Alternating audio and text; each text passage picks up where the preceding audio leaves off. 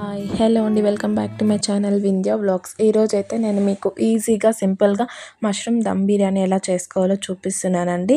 First దీనికి కావాల్సిన మసాలాలు చూపిస్తున్నాను. ఇక్కడ నేను అల్లం, తెల్లగడ్డలు, లవంగం అండ్ చెక్క మిక్సీ వేసుకున్నాను. ఇంకా కొత్తిమీర, పుదీనా, ఎర్రగడ్డలు, స్టార్ అనీస్, షాజీరా, ఇంకా దాని పేరు తెలియదు, లవంగం, బిర్యానీ లీవ్స్, ఇంకా గ్రీన్ చిల్లీస్ అనమాట. ముందుగా మీరు దేంతో అయితే బిర్యానీ చేసుకోవాలనుకుంటున్నారో దాంతో అయితే ఫస్ట్ గీ వేసుకొని కొద్దిగా నెయ్యి వేసుకోండి. గీ ఇష్టం లేకపోతే స్కిప్ చేసేయండి. దాని తర్వాత ఆనియన్స్ వేసుకొని మంచిగా ఫ్రై చేసుకోవాలన్నమాట.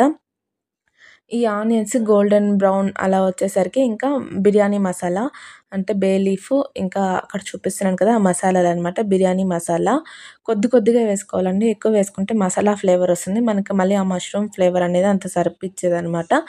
ఇంకా దాంతోపాటు కొద్దిగా పుదీనా, కొత్తిమీర అండ్ అలాగే అల్లం వెల్లుల్లి పేస్ట్, కొద్దిగా టమోటా వేసుకొని బాగా ఫ్రై చేసుకోవాలండి. ఇవన్నీ ఫ్రై అయ్యేటప్పుడు అందులో మనకు కావాల్సిన మష్రూమ్ చిన్నగా అంటే మష్రూమ్ అలాగే వేసేయండి. కొద్దిగా పెద్దగా ఉంటే అంటే 2 పీసెస్ చేసుకొని వేసుకోవాలి. బాగా మష్రూమ్కి మసాలాలన్నీ పట్టేటట్టు వేసుకోవాలన్నమాట. బాగా ఫ్రై చేసుకోండి. అప్పుడే దానికి ఉప్పు అన్నీ పడతాయన్నమాట. ఈ స్టేజ్లోనే ఉప్పు కూడా వేసేసుకోండి. ఇంకా వాటితో పాటు బిర్యానీ మసాలాలు అంటే కారం, ధనియాల పొడి, ఇంకా గరం మసాలా ఉంటే గరం మసాలా వేసుకోండి, లేకపోతే బిర్యానీ మసాలా అన్నీ 1 టేబుల్ స్పూన్ వేసుకోండి. ఎక్కువ వేసుకుంటే మళ్ళీ చెప్తున్నా మీకు ఆ మసాలా ఫ్లేవర్స్ అన్నీ ఎక్కువైపోయి బిర్యానీ ఫ్లేవర్ అంతగా నచ్చదు. వాటితో పాటు ముక్కాలు గ్లాస్ నీళ్ళు అంటే 3/4 కప్ ఆఫ్ వాటర్ వేసుకొని దాన్ని బాయిల్ చేసుకోండి. 5 to 6 minutes హై ఫ్లేమ్ పెట్టి బాయిల్ చేసుకోండి. ఎక్కువ బాయిల్ అవ్వాల్సిన పని లేదు. ఇంకా దాన్ని పక్కకు పెట్టేసుకొని ఇప్పుడు రైస్ కోసం అయితే నేను నార్మల్ రైసే తీసుకున్నానండి. మీకు కావాలంటే బాస్మతి రైస్ తీసుకోవచ్చు. నేను ఒక 30 minutes బిఫోర్ దాన్ని సోక్ చేసి పెట్టానన్నమాట. దీనికి నేను ఆ చిన్న గ్లాస్లో 3 glasses ఆఫ్ రైస్ తీసుకున్నాను. అంటే ఆల్మోస్ట్ 750 grams ఆఫ్ రైస్ తీసుకున్నాను అనమాట. దాన్ని ఒక హాట్ వాటర్లో మంచిగా బాయిల్ అవుతున్నప్పుడు వాటర్ అందులో అల్లం వెల్లిగడ్డ పేస్ట్, ఇంకా అలాగే పుదీనా, పచ్చిమిర్చి, బిర్యానీ మసాలాలు, స్టార్ అనీస్, బిర్యానీ లీఫ్, కొద్దిగా లవంగాలు, ఒక 4 to 5 లవంగము, ఇవన్నీ వేసుకొని మంచిగా బాయిల్ చేస్తున్నప్పుడు మంచిగా వాటర్ బాయిల్ అవుతున్నప్పుడు రైస్ వేసుకోండి. ఇక్కడే మీరు సాల్ట్ కూడా వేసుకోవాలి. సాల్ట్ అనేది కొద్దిగా ఎక్కువ ఉండాలన్నమాట. అప్పుడే మీకు రైస్కి సరిపోతుందండి. దీంతోపాటు కొద్దిగా పెప్పర్ కూడా వేసుకోండి. రైస్ బాయిల్ అవుతున్నప్పుడే అప్పుడే మంచిగా ఫ్లేవర్ వస్తుందనమాట.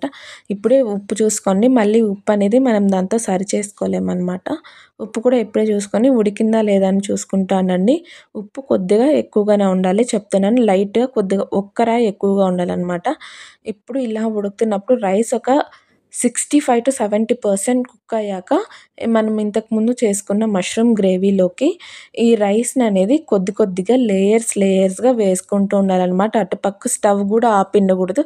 అది కూడా సిమ్లో పెట్టుకొని కుక్ చేసుకుంటండి. ఇది కూడా సిమ్లో పెట్టుకొని ఒకదానిపైన ఒకటి లేయర్స్ వేసుకుంటూ 1 minute తర్వాత 50 seconds తర్వాత అట్లా లేయర్స్ వేసుకుంటూ చివరి వరకు రైస్ అయితే వేసేసుకోండి. నేను ఇక్కడ కుక్కర్లో చేస్తున్నాను కాబట్టి కుక్కర్లోనే డైరెక్ట్గా పెట్టుకునేసాను అనమాట. మీరు ఒకవేళ బిర్యానీ పాత్ర అయితే బిర్యానీ పాత్రలో కూడా పెట్టుకోవచ్చు, ఏం ప్రాబ్లం ఉండదు. రైస్ అంతా క్లీన్గా స్ట్రెయిన్ చేసుకొని వేసేసుకోండి. ఎందుకంటే మళ్ళీ మనకి రైస్ అనేది ఓవర్ కుక్ అవ్వకూడదు, అలాగని లో కుక్ అవ్వకూడదు. సో ఇక్కడైతే ఫ్లేమ్ తక్కువ పెట్టుకోండి. అండ్ నెక్స్ట్ వచ్చేసి దీనిపైకి పుదీనాతో గార్నిష్ చేసుకోండి. మీ దగ్గర ఫ్రైడ్ ఆనియన్స్ ఉంటే ఫ్రైడ్ ఆనియన్స్ కూడా వేసుకోండి. నా దగ్గర ఎక్కడైతే ఫ్రైడ్ ఆనియన్స్ లేవు కాబట్టి ఓన్లీ పుదీనాతో పైన వేసుకుంటున్నాను అనమాట. పుదీనాతో గార్నిష్ చేసుకొని ఇంకా కొద్దిగా నెయ్యి వేసుకోండి పైన. ఇంకా మీరు అలాగే రైస్ బాయిల్ చేసేటప్పుడు కూడా కొద్దిగా నెయ్యి వేసుకోండి, ఫ్లేవర్ బాగుంటుంది. నెయ్యి వద్దనుకుంటే స్కిప్ చేసేసుకోవచ్చు. ఇక్కడ నేనైతే కొద్దిగా ఫుడ్ కలర్ కూడా యాడ్ చేస్తాను అనమాట, రెడ్ కలర్. మీకు వద్దంటే దీన్ని కూడా స్కిప్ చేసుకోవచ్చు, అలాగే ప్లెయిన్గా కూడా పెట్టుకోవచ్చు. నేనైతే కొద్దిగా కలర్ఫుల్గా ఉంటుంది కాబట్టి దీనికోసం అయితే కొద్దిగా ఫుడ్ కలర్ కూడా వేస్తున్నానండి.